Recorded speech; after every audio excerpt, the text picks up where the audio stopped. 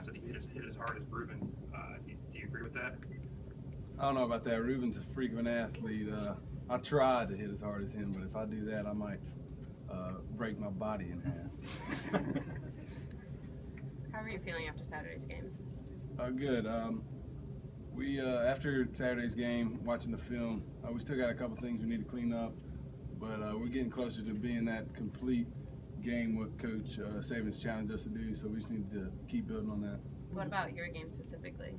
I was just glad to be out there. The coaches trust me to go out there, do my job, make my calls, and that's what I pride myself in doing. Does it give you confidence when you make the multiple tackles and you get a lot of more playing time? I mean, it's fun going out there just flying around to the ball, feeling like you're a little kid again, which you've always dreamed of doing. But I mean, that's what they recruited me to come here and do, and that's how I'm trying to fulfill that. How tough is it to play two sports?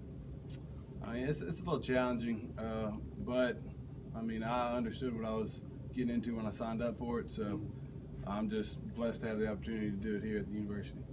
I spoke to you, obviously, kind of during spring, early in the part. What was that like near the end of spring practice, still going back and forth, going from practice to a game or something like that? Well, I mean, I can't really talk about that right now because it's football. I don't want to focus on baseball too much because over here it's football season. That's what I need to put all my emphasis on. When does that switch flip? Probably around close to January, end of football season for sure. After the playoffs, national championship, whatever we accomplish here in football, then I'll go right over to baseball. How long did it take you then in football to get readjusted and kind of, especially in fall camp and stuff like that, get reacclimated? To football? Yeah.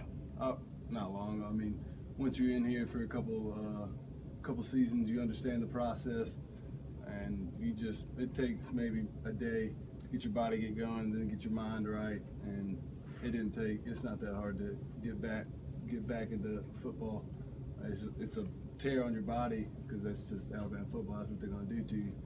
But like I said, it's not that bad. You dealt with some nagging injuries in the preseason. How was it like kind of overcoming some of those? Well,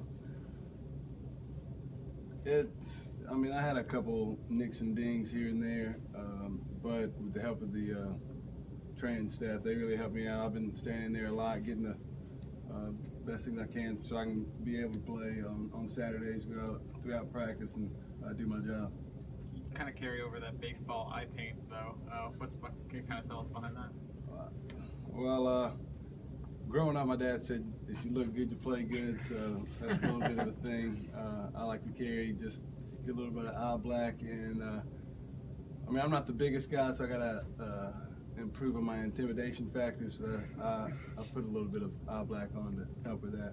Do you see some scared looks on the other side of the line? Say what? Do you see any nervous looks when you're coming at them on the other side of the line? I don't know about that. I highly doubt they're going to be that scared of me coming at them, but who knows? Who do you think's the most intimidating player on your team? On our team? Yeah. When I would have to say Ruben or John Allen. When they get fired up, they get going. They get a look in their eye that you know they're ready to play, and somebody's about to get hit. They might not see you as intimidating at first, but maybe after 5-6 tackles, you start seeing it a little bit.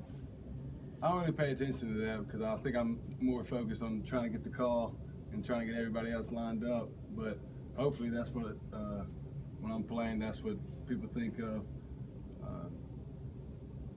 But I don't really pay attention to that as well. I just key on them, my keys, and play call. I think on your signing day, you said you wanted to play with Corey Reamer when you came here. Have you accomplished that goal so far? Still in the process of that, so I don't even know. I'm just trying to be the best player that I can be and help out this team any way I can. That first hit back after baseball, what's that always feel like?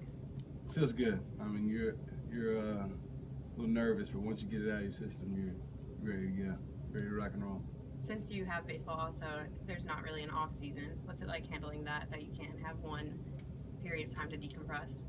Well, it just keeps me focused. Keeps me focused out there. I'm always in shape. That's always a good thing. So can't really complain about that. But like I said, I mean, baseball, I'm excited for baseball to be around here, but right now it's football season. That's what I got to focus on. Couple more? How proud of you of the alma mater, Hillcrest, who's kind of becoming like a pipeline with Brian Robinson on his way, soon, and then just how you had a chance to keep up with them this year. Oh yeah, I keep up with them every Friday night in the hotel. I'm talking to some old coaches, stuff like that. Always on Twitter, getting the feeds. But I can say I'm a very proud alumni of Hillcrest. I followed them throughout during the spring when they won state in baseball, and now hopefully they can keep going strong in football and make a run for state title in that.